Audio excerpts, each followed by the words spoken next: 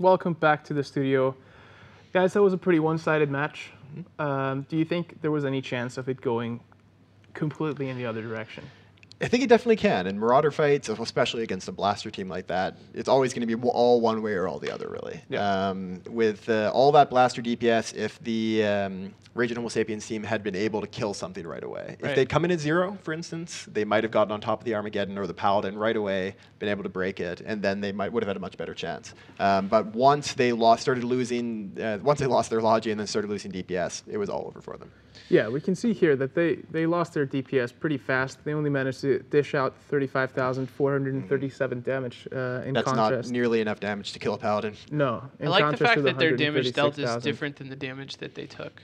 Like the damage that German ski lesson took. Yeah, it probably means smart bombs from like the Armageddon or something like that. Okay. Very clever. Or from the Paladin, yeah. Yes.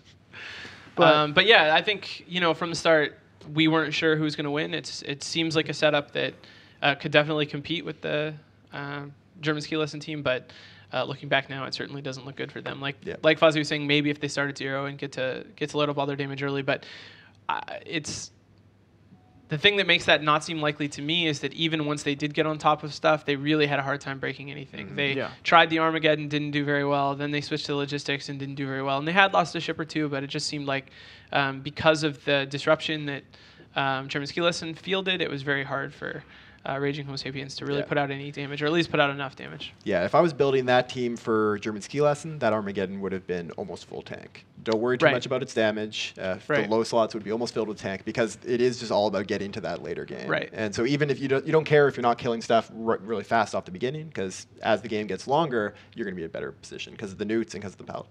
Yeah. Yep. So I believe this is the second or third blaster setup that we've seen today. Yeah. And they haven't been doing so hot. No. Is there anything? Were those teams just unlucky? Did they just run into a direct counter or a too tanky team, or is this something that is looking to be unviable in this kind of 8v8 format? It's tricky. I don't think it's unviable. Blaster setups have never been as popular as especially autocannon setups. So for that kind of rush team, you get a bit more speed and the resistance to newts, which would have been huge in this if you'd gone with Sleipnirs and Cyclones, for instance, instead of the Astarte and the Brutix. Yep.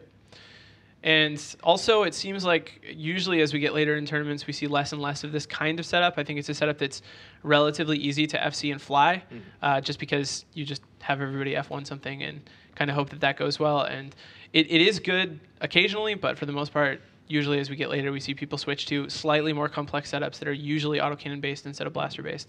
But I wouldn't ever rule it out. I mean, it's something that certainly also works. Such a fun setup. Yeah. Yeah, I mean, you're doing so much damage. Yeah. It feels really, really good to just get up close with a blaster ship. And some of course, some of the people's kind of matches they think the most fondly about were blaster setups. It used to always be the old versus Bob match that Thorax has won, but now one of the ones I think back to always is the Shadow Cartel match. From AT10. Which that was was just a really good match. surprising and really fun for everybody. So.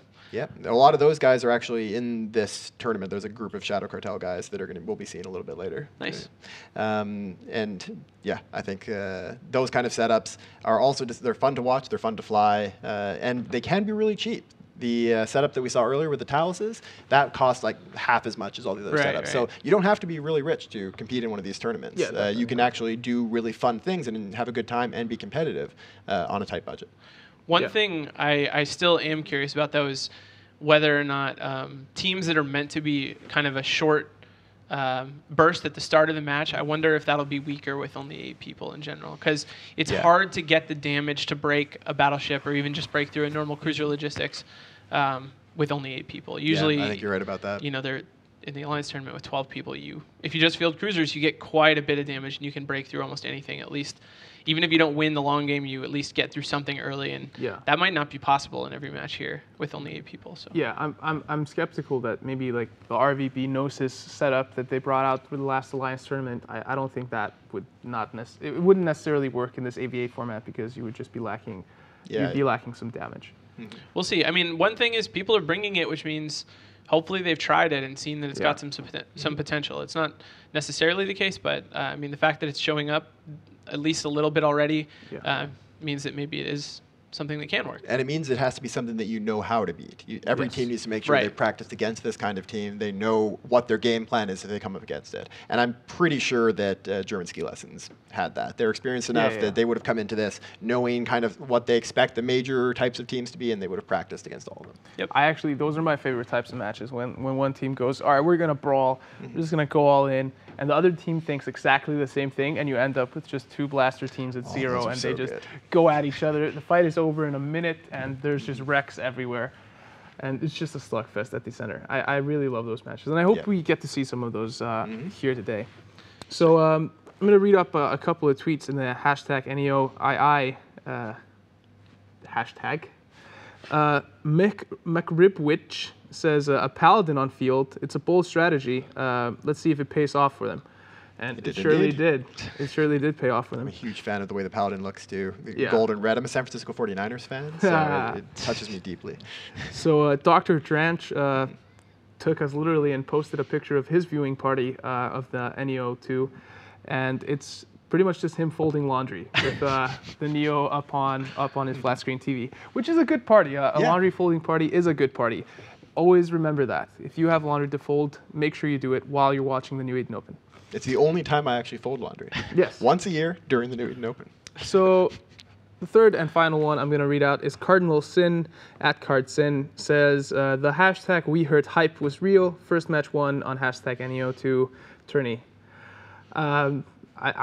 I'm not going to excited say to it watch was. their next Yeah, I'm not matches. going to say it was real yet. Like there was a lot of hype, and Twitch chat was going crazy with like hype, and. So well, I know they some still have people a few here. matches. Some people here are somewhat hesitant to declare teams the real deal. I'm going to just come out right now and say though we heard it's the real deal. I'm a little I think they're hesitant. gonna I'm do not good. so sure I jumped the gun on that. I think they're going to do great, but I still feel like they did an amazing thing. Maybe Team Footwork underestimated them. Maybe they came in thinking like it was this would be an easy match, and they held back a good setup or something. But if they win their next match, for me, then that means that they're serious contenders for me at that point.